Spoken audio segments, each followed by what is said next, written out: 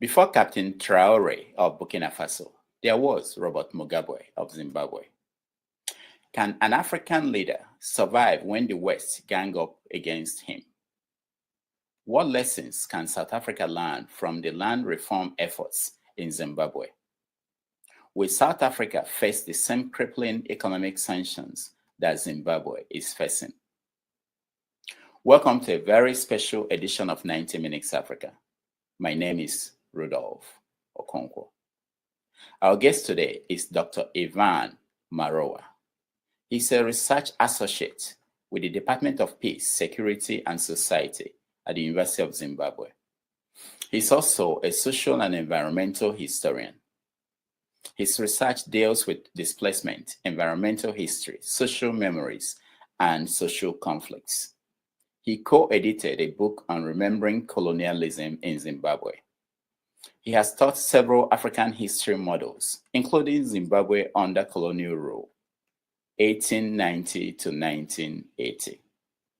South Africa, Colonial Rule to Independence and the Liberation of Southern Africa. He has received research fellowships from the African Peacebuilding Network, King's College, London, and the African Humanities Program. He's joining us today to discuss the role of Zimbabwe and South Africa in Africa's liberation struggles, past and present. Please join me in welcoming to the show Professor Ivan Marowa. Professor, welcome. Welcome. Thank you, Rudolph. How are you? I'm very good. It's nice to see you. Thank you so much for joining us. I started by playing that video of two wrestlers somewhere. I don't know where that happened, but I was happy that the man wearing the black singlet won, not the one with the white. So that would be a kind of a metaphor for what we're going to discuss today. Again, thank you so much for joining us. I see. Okay. You're welcome. Yeah. Let's start with Zimbabwe. You know, most of our viewers are, maybe they're all over the world, West Africa, in Europe and America. I don't think they know a lot about Zimbabwe. How are things in Zimbabwe today?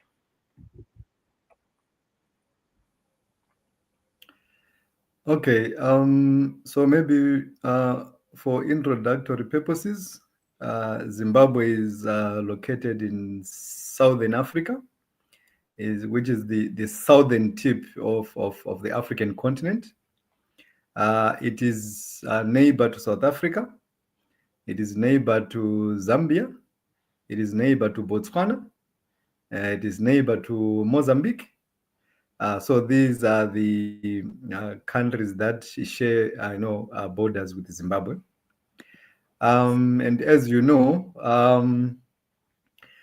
well, as it stands, there is peace in Zimbabwe.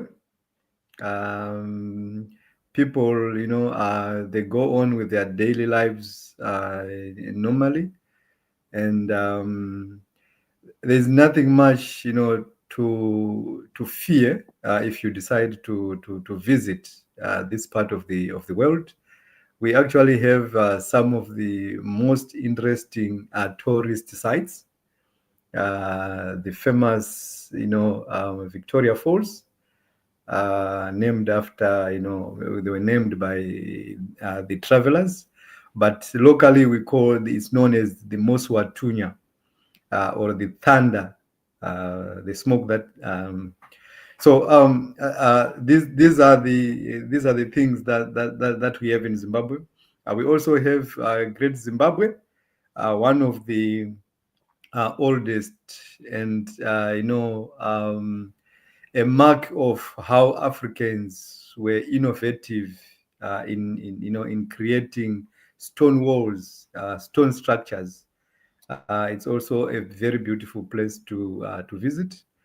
But generally speaking, in terms of the social and economic life, well, there are challenges, as you know, which we face like any other African country. Problems with, the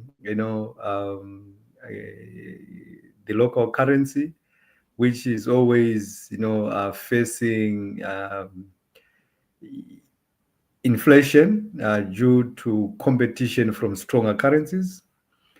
But as a country, we also are proud of rich mineral deposits.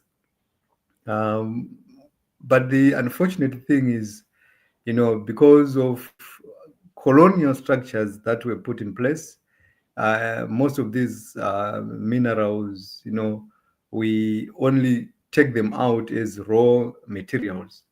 So when they come back as finished products, we are buying them at an expensive price, yet we sell the raw materials very cheap.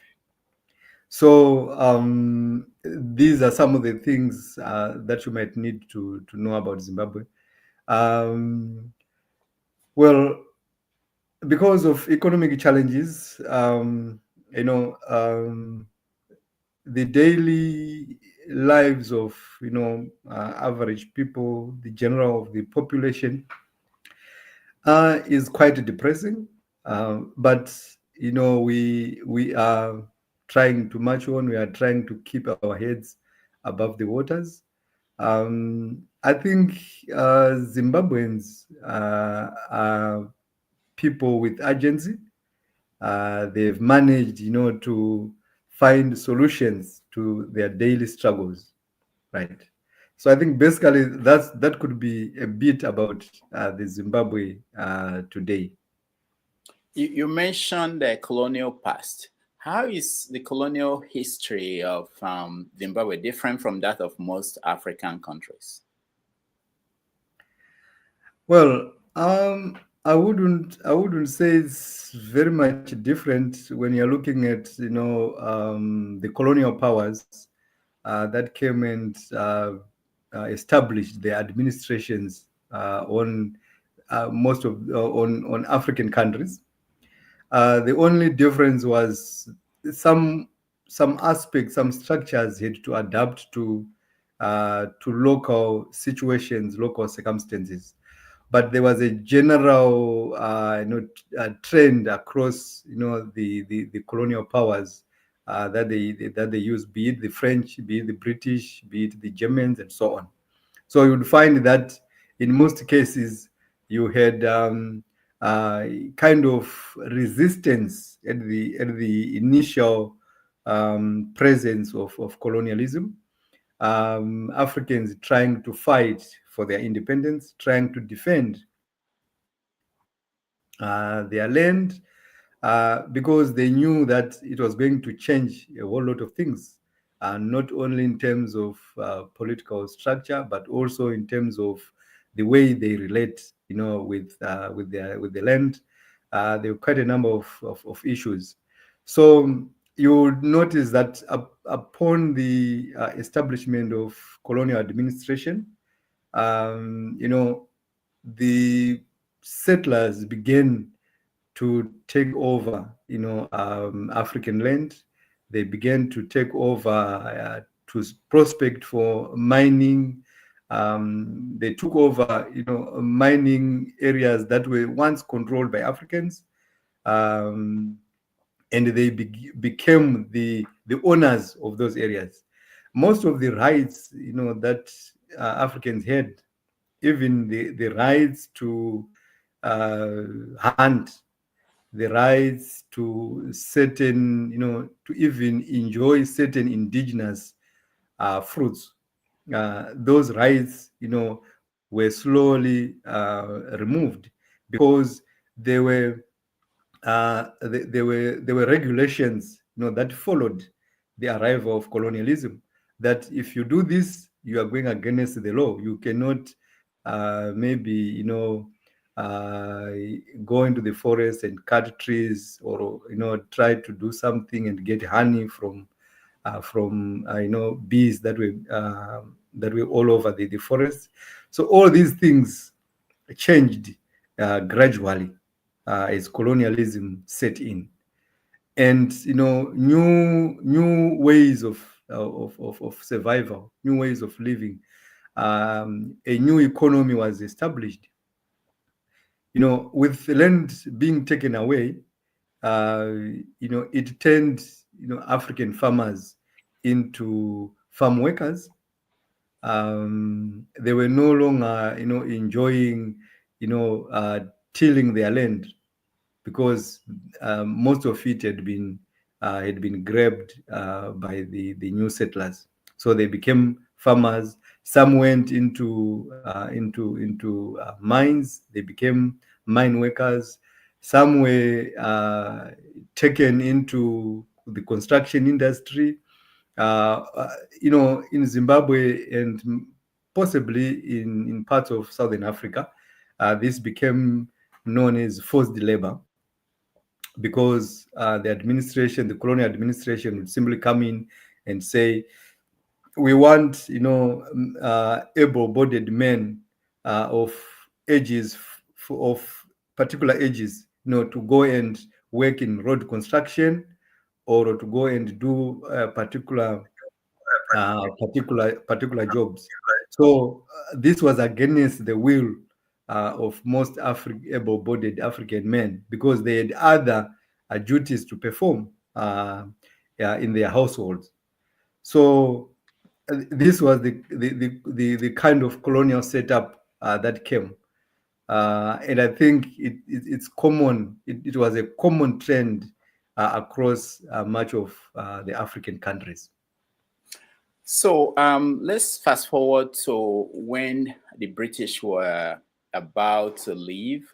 Something happened that is different from what happened in most African countries other than South Africa. The white settlers took over the country, Rhodesia, from the British. Can you explain that? Because most people from West African countries, they did not experience something like that. They don't understand how that happened and the implication of that.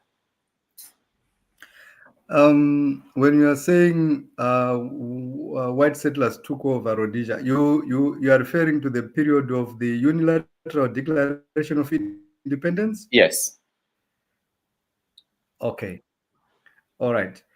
So that happened within the context of an upsurge in African nationalism, where African political parties, or Zimbabwean political parties formed by Africans, were now clamoring for political rights, participation in the affairs of the country, for equality in jobs, in the economy, for them to be treated the way the white settlers were treated. So, for instance, you'd see that in a workplace in the 1930s, early 1930s, there was an act known as the Industrial Conciliation Act, which was enacted by the colonial government. And that act, differentiated the different categories of workers, of which at the onset of the act, Africans were not considered workers. So they were not included in that act. It was only later, when it was amended, that they became part of it, but they were sitting at the bottom. So this kind of inequality is what caused Africans to come together, and then decided to confront the white colonial, the white settler system, which was discriminatory. So at that point, you begin to see the political parties. There was the Zimbabwe African People's Union, which was led by Joshua Nkomo, and then the Zimbabwe African National Union. So these parties started to put pressure on the Rhodesian administration. And because of that pressure, and the Rhodesian administration was trying to fight back, right? And this was after, this was in the 1960s, after the end of the Second World War in the 1940s, and a call had been made that the colonial powers should consider giving self-determination to countries that they had colonized. But the majority of these colonial powers were reluctant, to give that self-determination. And this is the context in which these political parties, the nationalist parties, were confronting the Rhodesian administration. So by then, led by Ian Douglas Smith. So because of Smith, he didn't want to give in to these demands. So there was the British then decided to slap some sanctions on Ian Smith's government, and those sanctions made Ian Smith and his government and party as well to declare what they called a unilateral declaration of independence. So they were removing themselves from the British control, saying now we can stand on our own. So that is the famous UDI, which was done on 11 November 1965. And from then on, you begin to see the intensification of the liberation movement in Zimbabwe onwards until 1979. Yeah, so that's what I was referring to. That's what happened that period. And in 1965 to from 1965 to 1979, there was this what is now called the Bush War, Rhodesian Bush War, where the nationalists went into the bush to fight. But I want you to talk about what happened at the Lancaster House negotiation and agreement in 1979. And how it impacted Zimbabwe today. How did that happen? What was discussed and what was agreed to? Well, so the Lancaster House Agreement came as a result of the intensifying war between the African nationalist parties, and the Rhodesian Front, which was the military for the Rhodesian government. So this war was not only confined to Zimbabwe, it was even creating problems for Zambia, which had become independent, in 1964. It was also causing problems for Mozambique.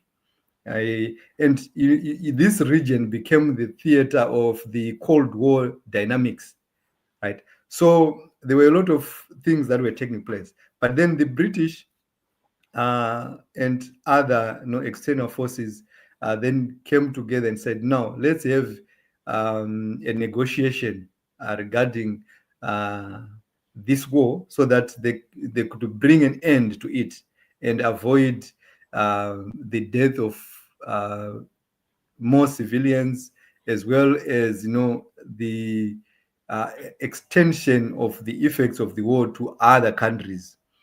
So this is when the Lancaster talks came in. So they started in September and then stretched until December. So this was the nationalist parties came to this. The two nationalist parties, that is ZANU and ZAPU, came to these talks as the Patriotic Front, right? And then you had Ian Smith together with the newly created Zimbabwe Rhodesia government, which was being led by Marowa. And then you had the British on the other side, right? Doing the negotiations. So what was agreed was that there should be a ceasefire to the conflict that was there. And in this ceasefire, the belligerent forces should go into camps where fighting should stop and preparations for an election should take place. And it was also agreed that there should be no political violence, as parties go about campaigning, for the elections which were to be held in February of 1980, and that after the independences has been granted, there was supposed to be some seats, about 20%, to be reserved for the white minority in parliament. So these were some of the things that that we agreed upon. But one of the issues that was not given enough attention was the issue of the land, of which the war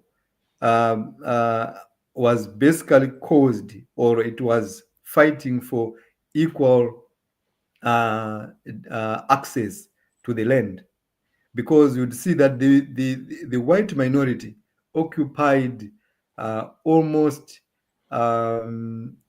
more than 3/4, of the Zimbabwean prime and arable Zimbabwean land, whereas the majority of Zimbabwean blacks were occupying,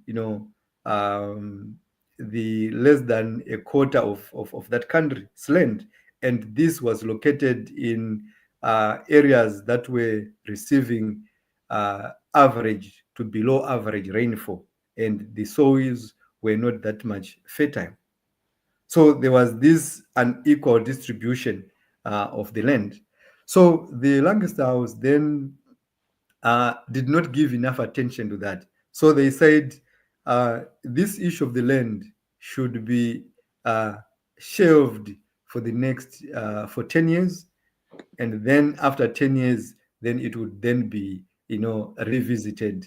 And but there was a clause to it which said that if there is any transaction in terms of land, it should be between a willing buyer and a willing seller, right? So it was kind of saying, so if you find a white farmer, a white settler who wanted to sell their land, and there is a black person who wanted to buy, right, that should be the basis of it, and there should be some compensation to the seller of that land, because they had put in some investment on their land, right? So this is the kind of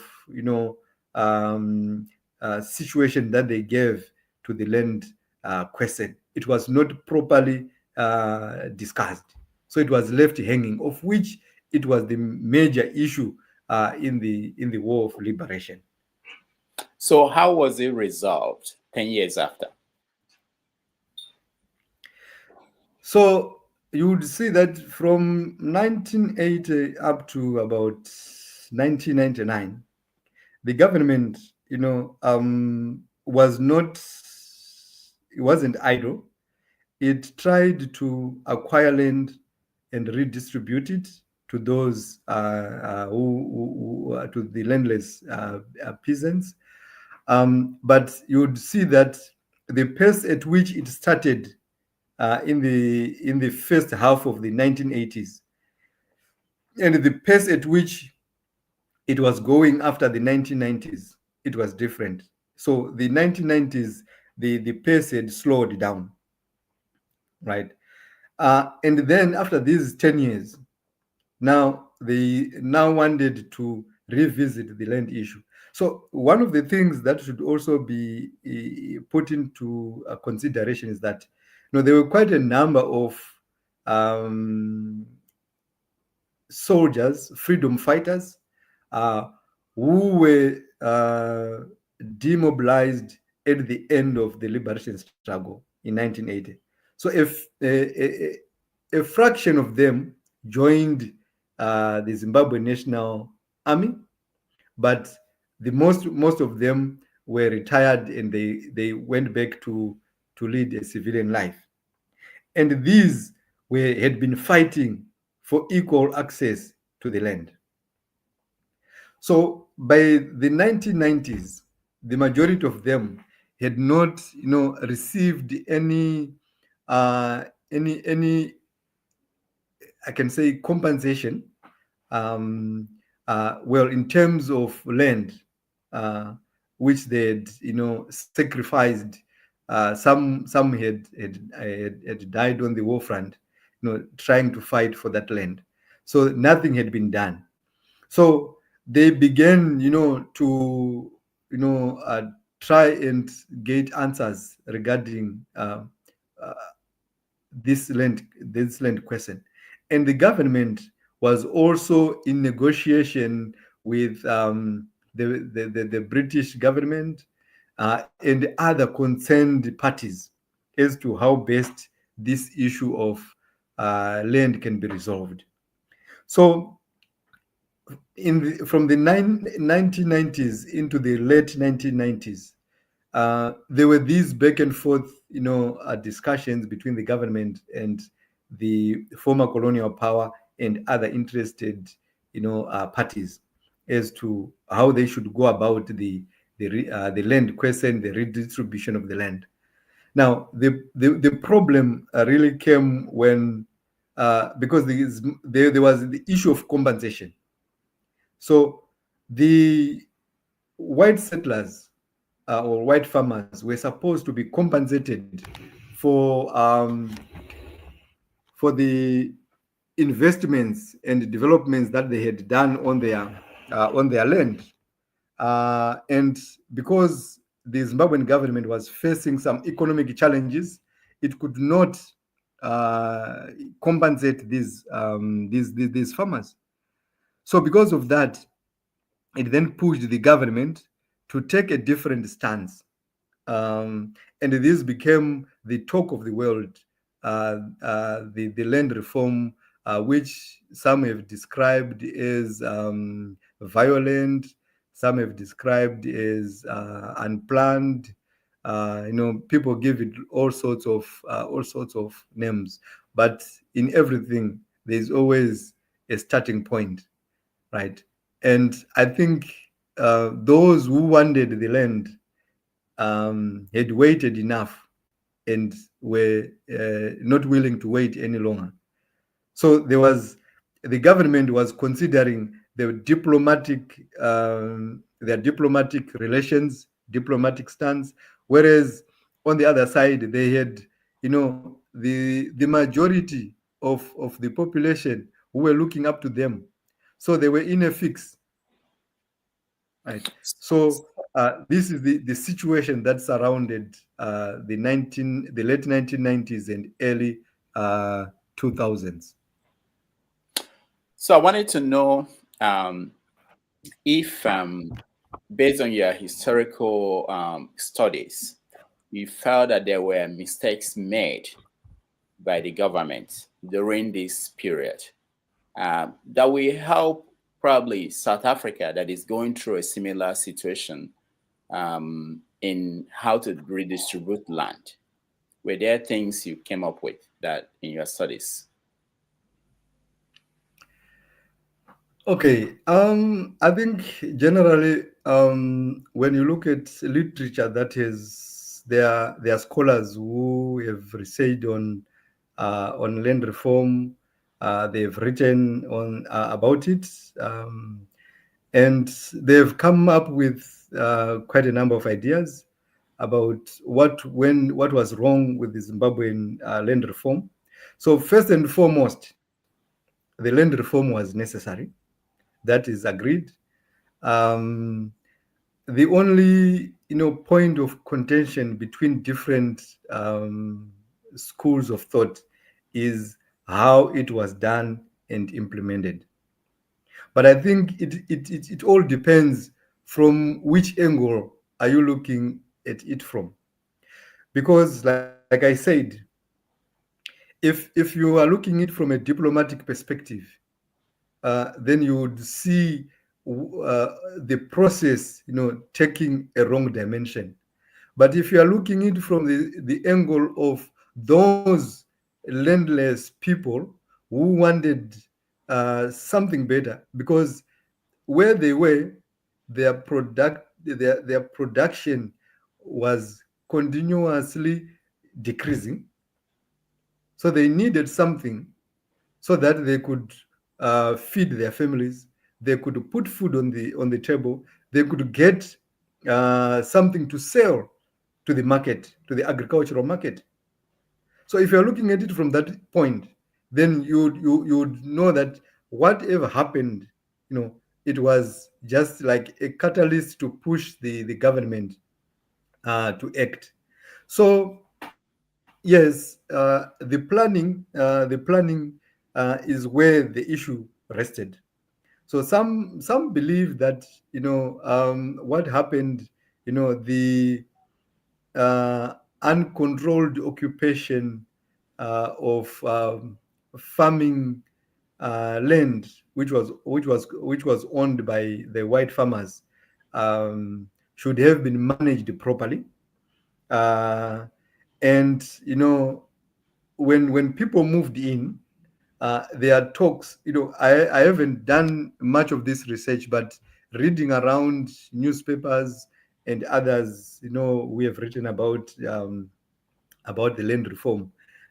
There's been a talk of people eventually going there, not taking care of structures that had been put in place by the farm owners.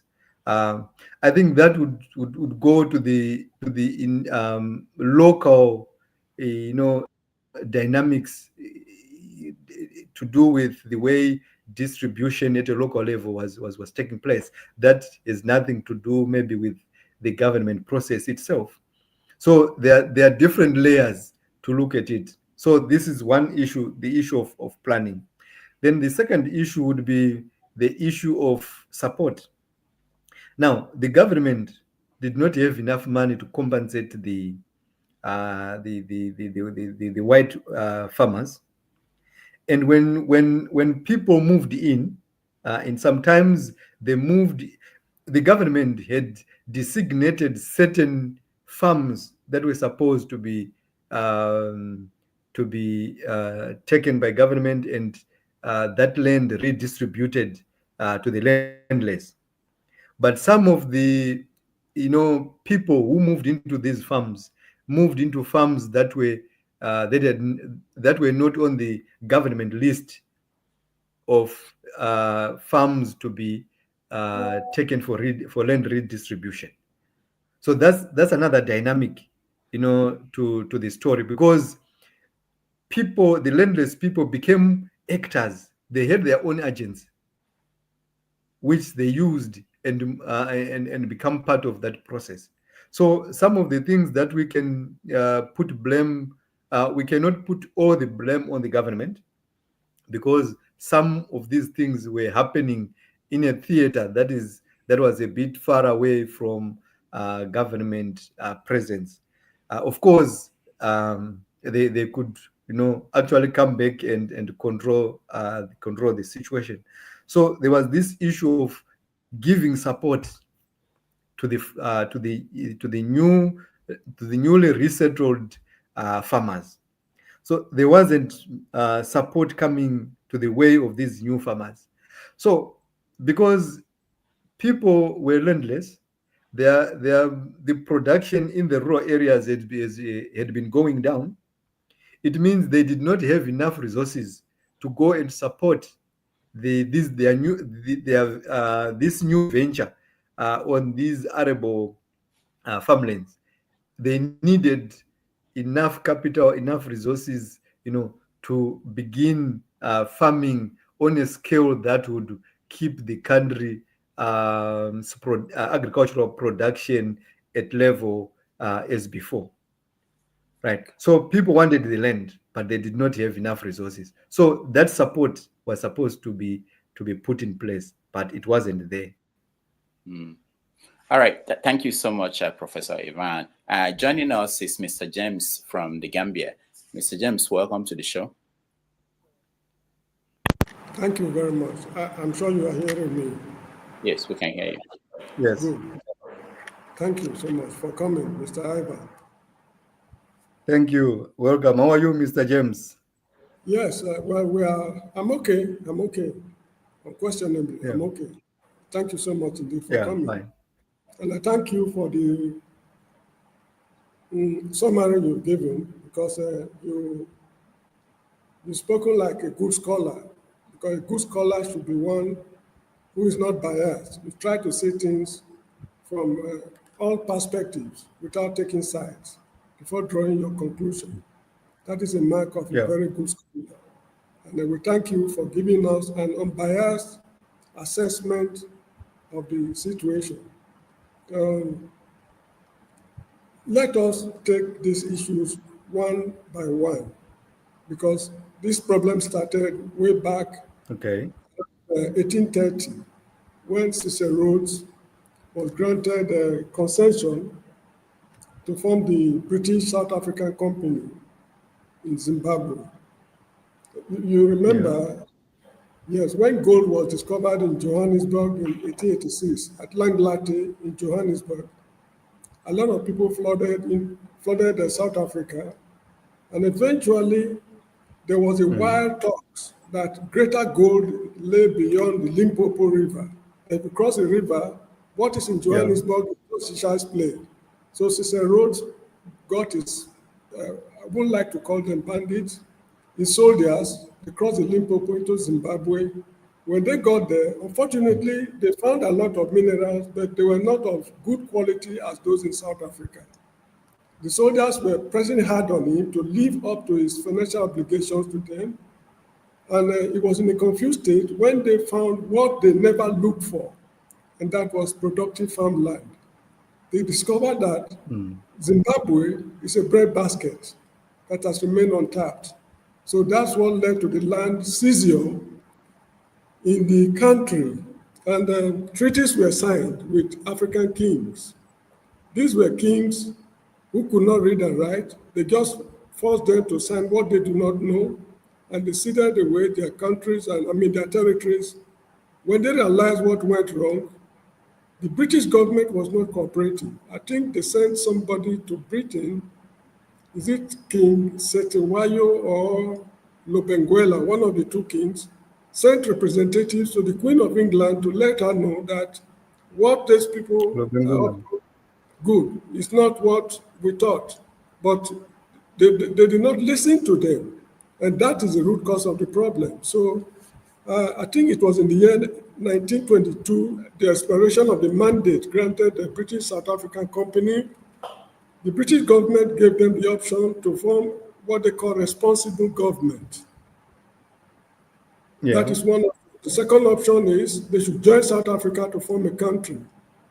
They put something to vote, and at the end of the day, they decided to form a country of their own. Sadly, there were about 1 million Zimbabweans living at that time, Black Africans. Out of the 1 million, only 60 of them had the right to vote. The rest were not allowed to vote because of the literacy and property qualification. And this is the same Britain that preaches one man, one vote. Anyway, that's that. So the colony of Zimbabwe, of Rhodesia, as they call it, was formed in 1923, October.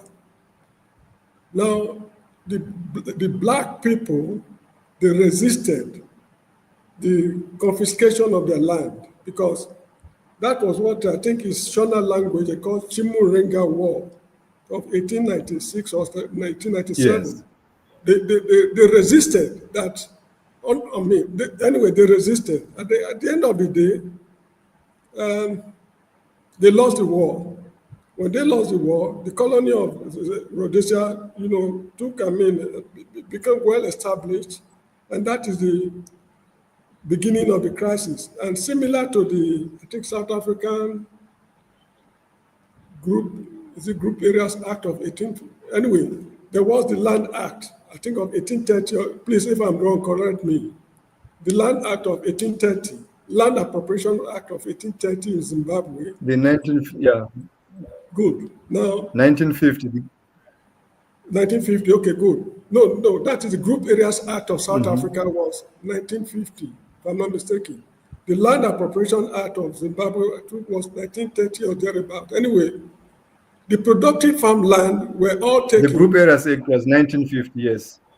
Good. Yes. Now, yes. the productive farmland in Zimbabwe were confiscated. 1930. Good. Were confiscated by the white government of Cecil Rhodes. Less than, while the unproductive farmlands were given to the blacks. That is the beginning of the crisis. They lost the first, is it Chimurenga War? That should be a Shona War, I think. They lost the Chimurenga War, and the struggle continued till the unilateral declaration of independence by Ian Douglas Smith. If you look at the activities of Britain in handling this matter, unquestionably, the British government was biased against the Africans. Now, people have demonized, what's his name, Robert Gabriel Mugabe, for so long. The root of the matter is this. At Lancaster House, if you read carefully the speech given by Lord Carrington, you see that the British government was interested in granting independence to Zimbabwe on their own terms. A people who were forcibly dispossessed of their land, you want them to come and buy the land from those who forcibly took it from them with your own money. This is the crux of the matter. Jimmy Carter promised to donate $1 billion US to ease the problem, while the British government promised 100 million British pounds. This money was not forthcoming. So when Mugabe returned from Lancaster, they discovered that these people, they are trying to play fast one on them.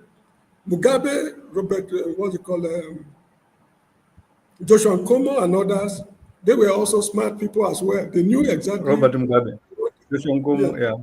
Yeah, they knew what they were looking for, and they needed peace desperately. Because from 1966 to 1980, 50,000 Zimbabweans died during the Bush War. That's the second Chimurenga War. So this is the crux of the matter. Britain was not fair in their dealings with the black people. Now, Robert Mugabe, land redistribution program, the first phase was successful.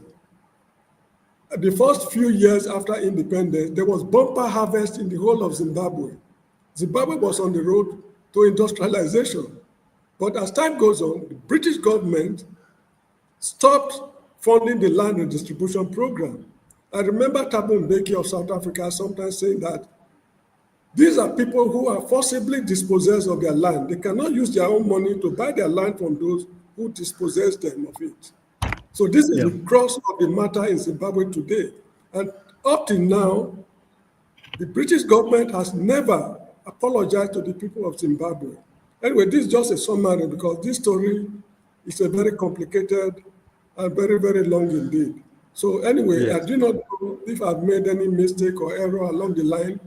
Please be kind enough to correct me, to enable me shape my opinions adequately.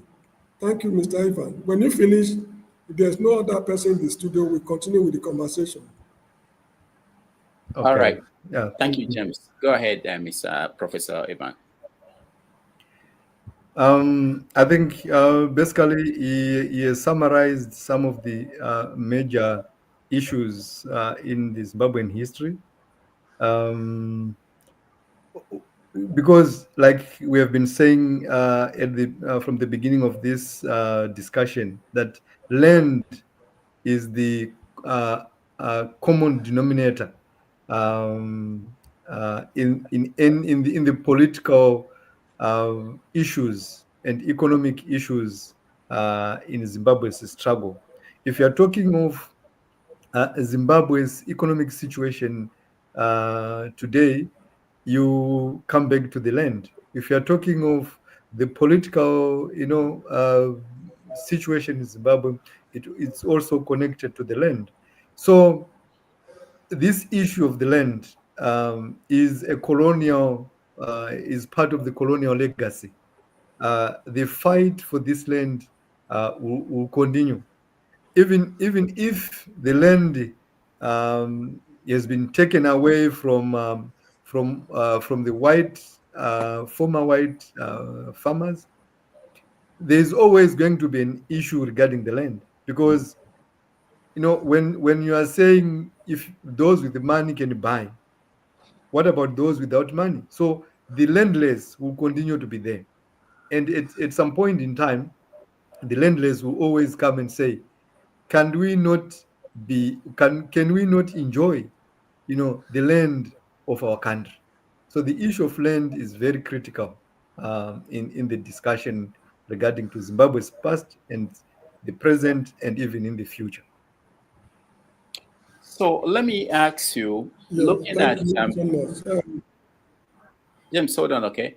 Looking at what happened in Zimbabwe and watching what they are trying to do in South Africa, what do you think about the South African approach? Are they making the same mistake that was made in Zimbabwe?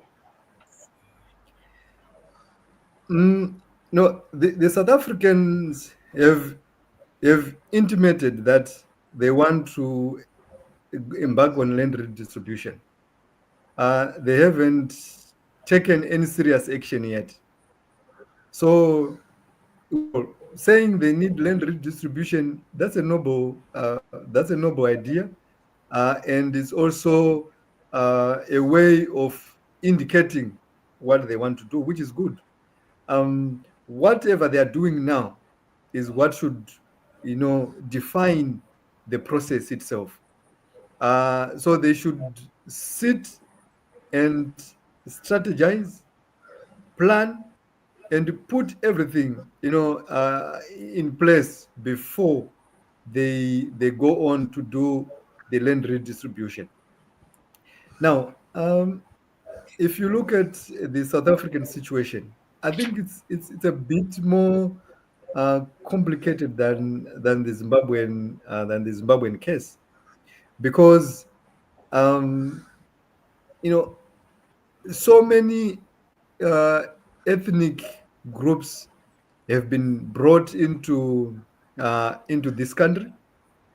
Some claim that their land, which was there are other countries which are within South Africa, which think that their land was taken off as the colonial governments were putting boundaries and given to South Africa.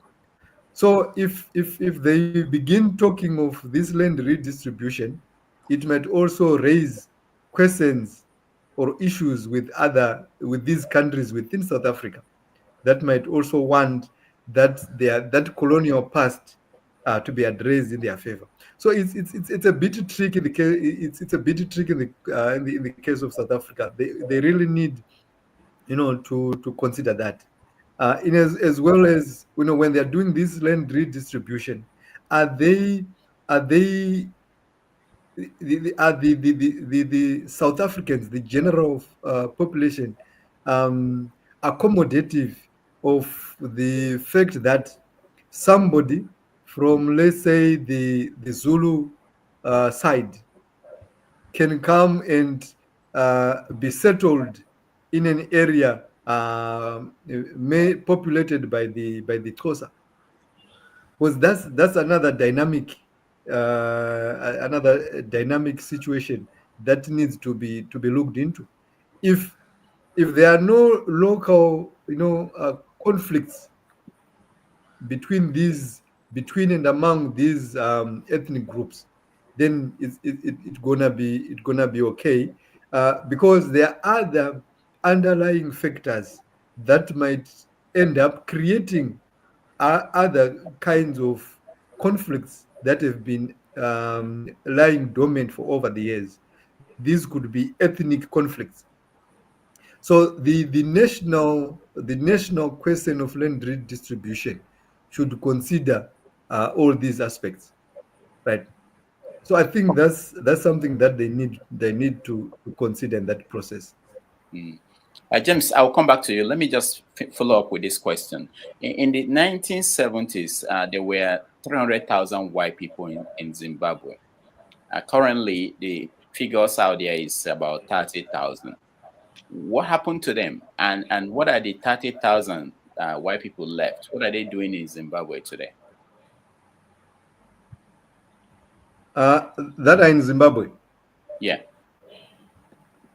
Well, I think if you follow what has been going on from 1980, at the dawn of independence, some of the white settlers decided to leave for fear of the unknown, whatever they were thinking would happen, right?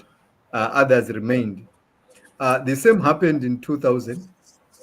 Some decided, to leave the country uh, without even knowing whether their farm was listed for redistribution or not, but simply by hearing stories of what was happening elsewhere. And some of the stories were exaggerated. But there are other white settlers, white people who joined, these um, political parties that are in the country, and they feel they are citizens, and of course they are citizens. So as a citizen, you can stay in your country. Some of them, they don't even if you say go to England, go to Britain, to UK, they don't have any concrete ties to that country, because their great grandfathers were the ones with those ties. So when they come here, they feel like they are just visiting, because all their life, all they know is the Zimbabwean soil. So in such a case, I think that's why they remained behind. I think this is even with our own Africans. We have Africans we have moved across countries. During the colonial period, people were moving to look for work. From Malawi, they came into Zimbabwe. From Mozambique, they came into Zimbabwe. Some went to South Africa. Zimbabweans went into Kenya, and so on. Right. And these people, when they got there, they settled. They had families. They died in that land. They have left, children. We have now grown up. They have their families. Now, for them to come back, say maybe to Malawi, or say from Kenya, come back to Zimbabwe and claim that they want a piece of land, there has been that disconnection over the years, that they were questioning themselves. If I go back to Zimbabwe, of course, that's where my roots are. But if I go back to Zimbabwe, how am I going to start all my life again? So that's a big question, which might also be facing some of these white people whose great grandfathers came to Zimbabwe. So that's why they still remain there. They have to make a life in that country. Okay. James, I will come to you, but before that, let me just announce that at the top of the hour, I mean, at 1:30 New York time here, we are going to have a part 2 of our normal 90 Minutes Africa with Declan, who is going to talk about the situation in Congo and what is going on between Rwanda and Congo. Also, he will talk about his trip to Nigeria, to Uganda and Ethiopia. So we're going to have that conversation at 1:30 p.m. New York time. All right, Mr. James, go ahead. Yes, I'm sure you can hear me. Yes. Good. Let me quickly add something or chip in something in addition to what he has said before I move to another topic. The people of Zimbabwe, from the word go in 1897 or so, during the First Chimurenga War, to the Second Chimurenga War from 66 or so to 1980. They fought for land. Land was the fulcrum of, everything was surrounding the ownership of land. Although there was apartheid in Rhodesia, but that was more or less secondary. What they were fighting for was land. Whereas in South Africa, they were fighting for equal rights and justice. That was the fundamental, that was what they were really fighting for. So this is a mild difference between South African situation and Zimbabwean situation. I would like us to talk about the Federation of Central Africa that was established in 1953. While Sir Rhodes was governing the country up till 1923, when they gave them the 1923 Constitution to form what they call responsible government, it dawned on the British government that if they are not careful, they will, things will slip through their fingers and they lose the colony. With other reasons, they decided to form a federation comprising of Nyanza land, that's modern Malawi, Northern Rhodesia, that was Zambia, and Southern Rhodesia, that's modern-day Zimbabwe. They fused the three together to form a country. Actually, the main reason for forming that federation is for them to have unrestricted access to the mineral deposits in Zambia, particularly copper. Copper was discovered just a few years before that federation was formed. Now, when the federation was formed, from what I read, 14 members of the administration, 14 of them were pure whites, 8 were Zambians, 4 were Malawians, then 6 figurehead Africans, and 3 Europeans who were responsible for African affairs. They started managing the country. It was colonial pillage. They raped Zambia economically to develop Southern Rhodesia, where they were, that's where they were based. Their armory was among the finest in Africa. And not only that, similar to they did it with the intention of pillaging, the other countries. And that was a source of, financing Southern Rhodesia at the expense of African people. Africans in general, or majority of them, if not all, were vehemently opposed to the federation, but there was nothing they could do. Resistance continued. 10 years later, I think at the Victoria Falls conference or so, 1961, they decided to abolish the federation. When they abolished the federation, the armed forces, the aircrafts, the armory and everything, they relocated them to Southern Rhodesia, which is now Zimbabwe. In fact, Rhodesia was run from the economic resources of Zambia. So that was a pillage that took place during the colonial era. Now, the colony of Rhodesia was not like other colonies like Zambia, Nigeria, Ghana, and others. No, for certain important reasons. The Land Appropriation Act of 1930, which I referred to, was not duplicated in any other British African country, probably with the exception of Kenya, I'm not very sure. The 1961 Constitution, which they brought into existence, because they knew that the Federation was going to collapse, they introduced the 1961 Constitution that made Africans subservient to the whites. Similar to South Africa Group Areas Act of 1950, as I've said, the Group Areas Act was there. That is, white people should stay in white areas, black people should stay in black areas. For you to move from, let's say, Bulawayo or wherever you are to another place, you need something like a visa, which the South Africans call Dom Pass. In Africa, pass. In Afrikaans language, they call it Dom Pass.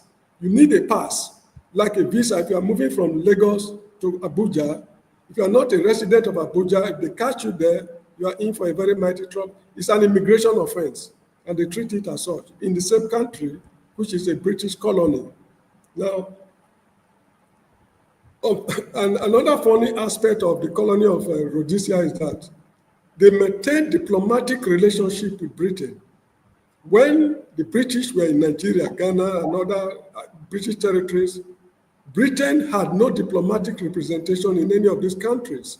But Britain had diplomatic relationship with Rhodesia, which means that Britain had other motives, which they did not disclose. I think Sir John Johnston was the British ambassador to Salisbury, that's modern-day Harare, while Andrew Ziskikan is the Rhodesian ambassador to London. So from the word go, the British government, as I've said earlier on, was not too fair in their dealings with the people. Now, the people have got their independence because they knew what they were doing when they went to Lancaster. If they stick to their guns, maybe, who knows, the war would have still continued till today. We just need independence. We know how to take care of ourselves later. One thing I want to appeal to the people of Zimbabwe is they should be patient. Rome was not built in a day. We know they are going through terribly difficult periods. Margaret Thatcher, who refused to release the 100 million British pounds for land redistribution, nobody is blaming the British government. Jimmy Carter did the best he could, but with pressure from international monetary institutions, the Americans had to pull back. They refused to fund the land redistribution program the way they promised. So all this points to the fact that the British government was not fair in their dealings with Africans. So it strikes me cold that the British government that has been doing this to Africans are the same people not demanding a pound of flesh from Africans. The land you forcibly dispossess the owners. For you to give it back to the owner, you want the owners to pay you to buy it from you. It doesn't work like that. I've heard a lot of students whom I taught in the past saying that, okay, at least the Africans cannot use the land. Why not allow those who can use the land, farm it? I find it unacceptable because what Britain is doing with our North Sea oil has nothing to do with Africans. And I look at it this way, assuming I'm a man married to a very pretty woman, a woman every man would like to have for a wife. But unfortunately, as a man, I'm unable to make her pregnant. That is not enough reason for any man to go behind me to do what I'm unable to do. This is how I look at it. Africa is for Africans. So if Africans have decided to repossess their land, it is their inalienable right. So whosoever want to come to Africa should come. I don't think we have any objection to that, but they have to come on the terms of Africans. Because Africans have achieved quite a lot in this issue of relationship with the whites. One of the monumental achievements is that in the whole of Africa, there is no foreign, how do I put it? We don't have colony of settlement. We have colonies of exploitation and settlement. There is no colony of settlement in Africa. The white South Africans, the white Kenyans, the white Zimbabweans are Africans, unlike what it is in places like New Zealand, Australia, Canada, and the United States. With bare hands, Africans were able to rescue themselves from the shackles of colonialism. We've never found it easy since the white man stepped his foot on African soil. And we still have a long way to go from the look of things. Anyway, let me stop there so far to hear your comment. Thank you very much. All right, Professor. Go ahead. Do you have any comment on what he said? Okay, right. Yeah, of course, he's raising some pertinent issues there. Now, the challenge that might be there has to do with how we as Africans or as Zimbabweans are willing to accept that the white people in our countries have become part of us. Because on the one hand, there is a day when you look at that white person and then you see them as an outsider. Then there's another day when you look at them as a member of the group, right? So it depends on the circumstances surrounding how you are looking at them. So if it is an issue to do with political problems, maybe between political parties, between active political members, they might view these white people differently because of where they are standing. But when it comes maybe to issue of nation building, and we are not engaged in any political problem, economic problem, then we see ourselves as one. So I think the issue has to start with the nation defining itself, identifying itself, who is part of the nation, who is part of the group, who is not part of the group. Like I was saying, we have this current generation of white people who have only visited, the Britain, or who have only visited United States of America, and these other parts, whether Germany, right? So all they know is they have roots there, but their connections to those countries uh, are now weak. They don't hold much. So when they are talking of their lives, all they talk about is their current country of residence. So if there is no connection between the citizens of that country, you will continue to see this um, finger pointing taking place. It's not only between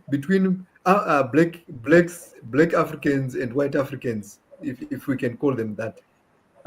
It's not only between that; it's also between and among the African ethnic groups themselves, right? So, like I was saying, if a land reform was going to happen in South Africa, would an area defined as the Xhosa area accept, you know, people who are coming from a Sotho community to get land in that Xhosa area? If that can happen, then we have a strong basis of building a nation. But if that does not happen, then how will you expect that people can begin to see um, the white person as part of them? So this racial problem, racism, needs to be addressed so that we can grow our nations. But I think you raise very important issues. But there are areas where we might need to improve so that we can do better for ourselves. All right.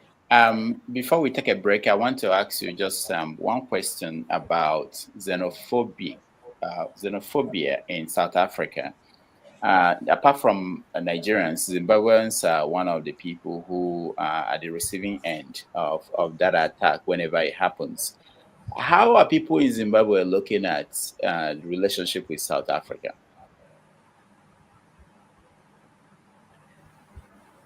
Generally speaking, I think the relationship is good. The relationship is good, but in any setup, even in a family setup, there are bound to be squabbles. There are bound to be challenges, between members of the same family. What more when you have an external member coming in? It becomes an issue. So I think basically when you look at these stories of xenophobic attacks, they do happen here and there.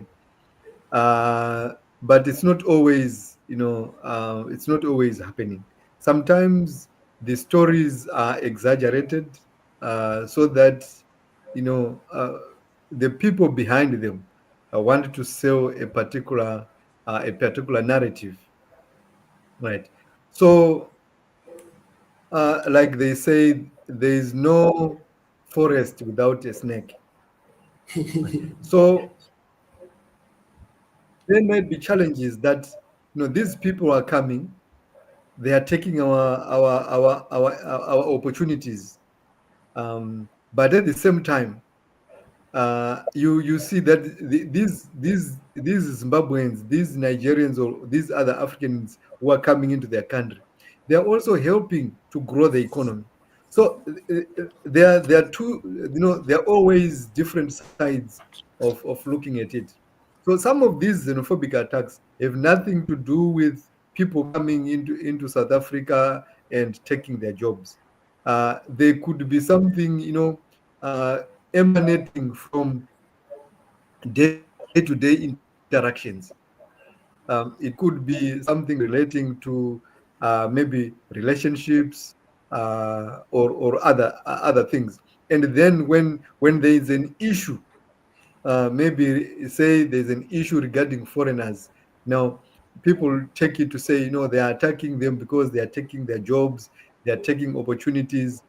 So it's something that we need concrete research done into, so that we can understand the dynamics and the nitty-gritties of what is really happening, than simply read it from newspapers, from different media platforms. Yes, people fight, conflicts happen, but it's nothing new. You know cases around that have been more serious than just xenophobic attacks. Some of them involved, ethnic conflicts that even affected the administration of countries, and the groups had to be pulled together by the African Union, by different international organizations to try and negotiate peace. So this is, I'm not saying it's good for it to happen, but at some point it's bound to happen, because there's always friction taking place. But it's not something that is very common on a day-to-day basis. Thank you so much. James, you want to say something quickly so that we can take a break? We have about another 25 minutes. Oh, okay. The issue of xenophobia in South Africa, the way I see it is this. It's a fallout of apartheid, the apartheid system.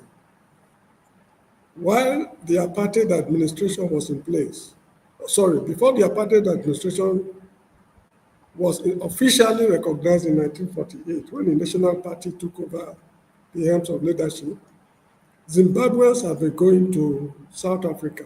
The Sutus from Lesotho, Swazis from Swaziland, the neighboring states, they've been going and coming, working in the mines. They know each other. Now, when when apartheid was officially instituted,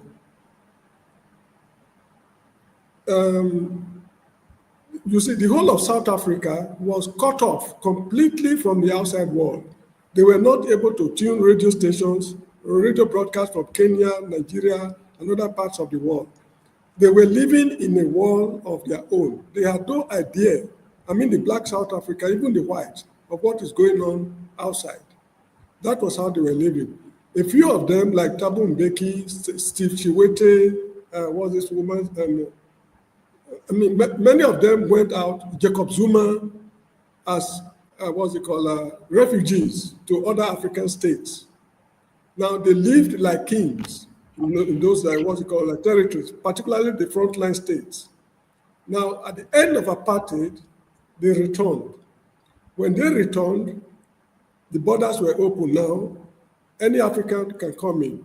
Nigerians, Ghanaians, Kenyans, Ugandans, and others started flooding into South Africa. The South Africans, they saw it as something strange. Where were you while we were fighting apartheid? They never knew the diplomatic efforts of other African states in the struggle against apartheid. So this is the root cause of the problem. And unfortunately, those who were in exile, when they returned, they descended heavily on the state treasury because the comfort they were enjoying outside, the luxury outside, because the donations they were receiving from the neighboring, their host countries, it was virtually unaccounted for. So when they returned, they still want to maintain that lifestyle. And this is what led to terrible things in South Africa. There was the Tails Arms Deal, commission. I think they sat at Bloemfontein or somewhere, I can't remember, to investigate corruption cases involving Jacob Zuma, his financial advisor, Shabi Sheikh, what's this man's name? Minister for Transport, I can't remember, it's an Indian, of Indian extraction. Terrible corruption cases. They emptied the treasury. And because the treasury is empty, has been emptied, the government found it virtually impossible to satisfy the people. And there happened to be joblessness all over the country. And this is the root cause of the xenophobic attack we are experiencing today in South Africa. It boils down, one, to embezzlement of public funds on a colossal scale. And secondly, those who were outside did not educate their people on what, as regards the kind of assistance, diplomatic assistance they got from countries like the frontline states, Nigeria, Ghana, even Guinea-Conakry. So I think this is the root cause of the xenophobic attack we're experiencing today. They see Africans flooding into their country as nuisance. Because all right. Okay, thank you. Sorry, James. We have to take a break. We have about 10 minutes left. We will round up after the break. So let's...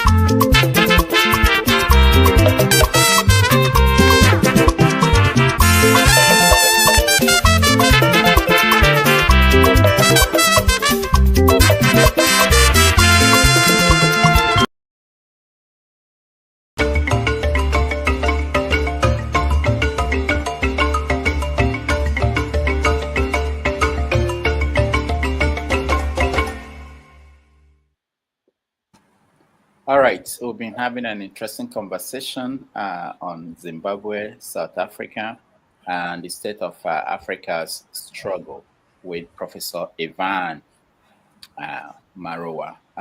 Thank you so much for all you've been explaining to us. And Mr. James is also in the house. We appreciate you, Mr. James. So in rounding up, I looked at today's newspaper in Zimbabwe, and the lead stories were about these two Zimbabwean armed robbers that were arrested in South Africa. They stole $4 million US dollars last year. There's a story of opposition leader Nelson Chamisa forming a movement that is aimed at mobilizing Zimbabweans to demand change, accountability, and people-first leadership. And I found that interesting because all over Africa, it's exactly what people are looking for. People are looking for change, accountability, and people-first leadership. So when you look at South Africa and look at your country, Zimbabwe, and the rest of Africa, do you think there is a time, any time in the future, where people can come together and have a common front on issues that confront sub-Saharan Africa, which is not different from one country to the other?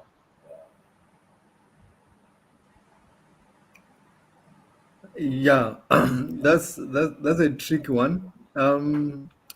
But to start with, there's been a talk of forming a United States of Africa, and that talk started before Gaddafi even died, when Robert Mugabe was still there, and until today, nothing has been done towards that. So that shows you that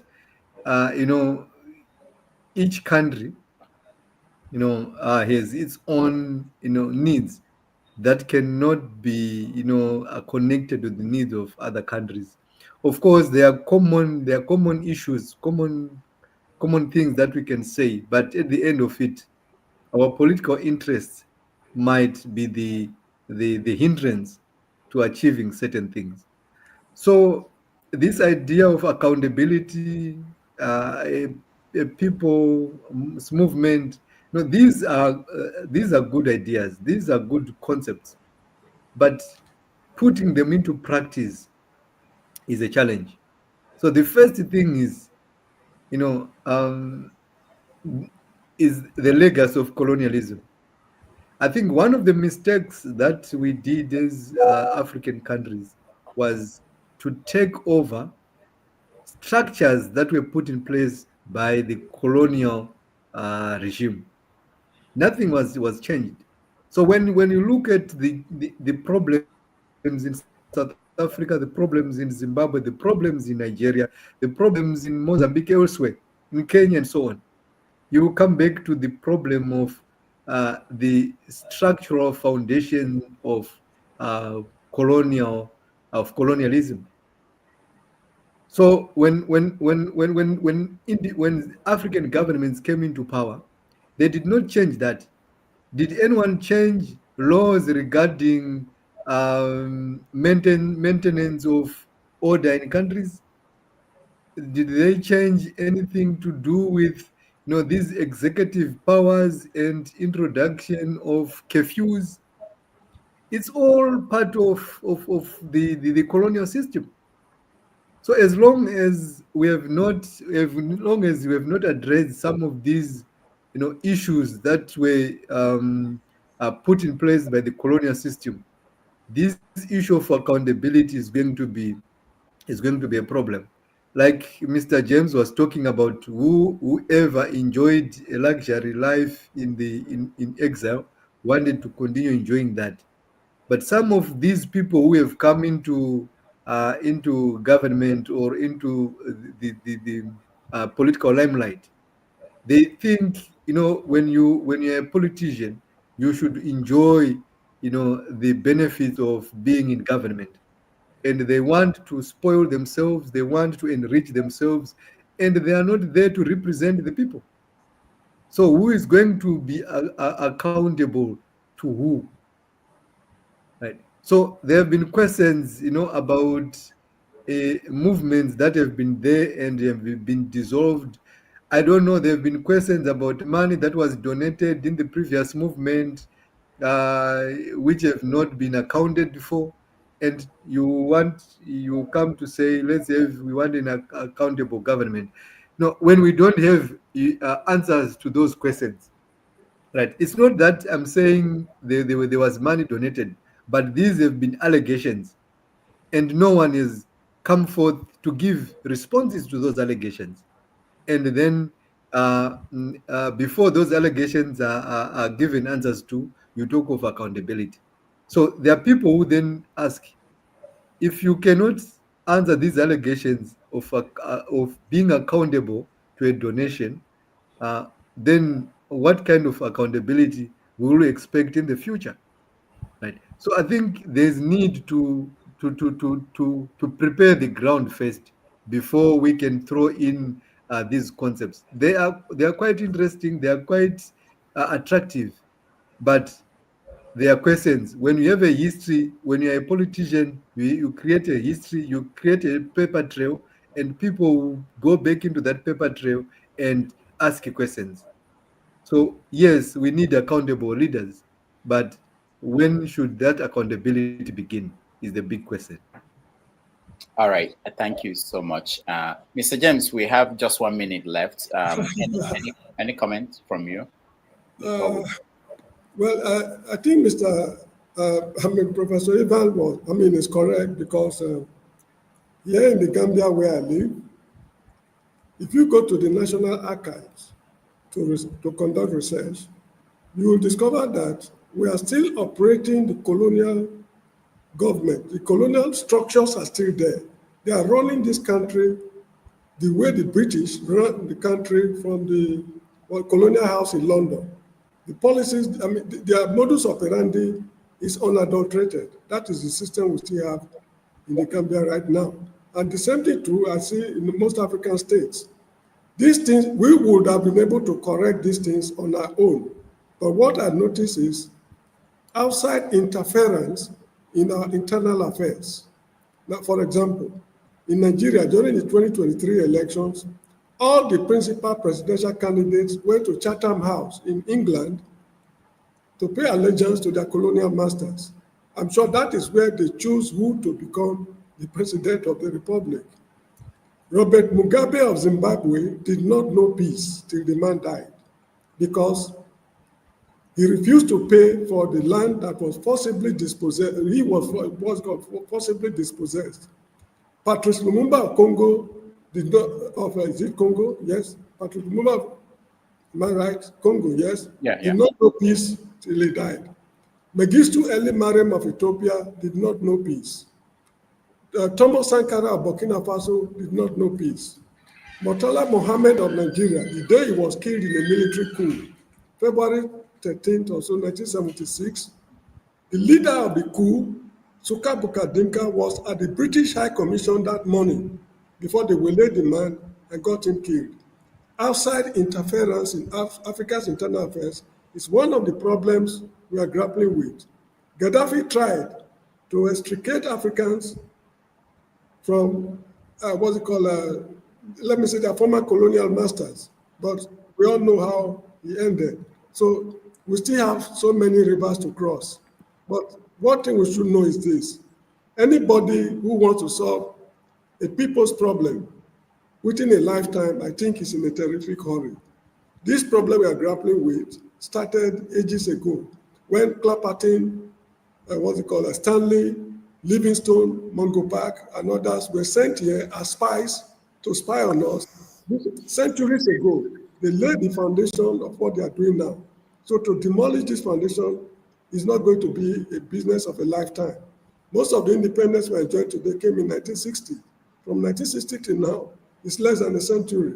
So we should build a better Africa for the future generations. As time goes on, people will start to see clearly, but we still have many rivers to cross.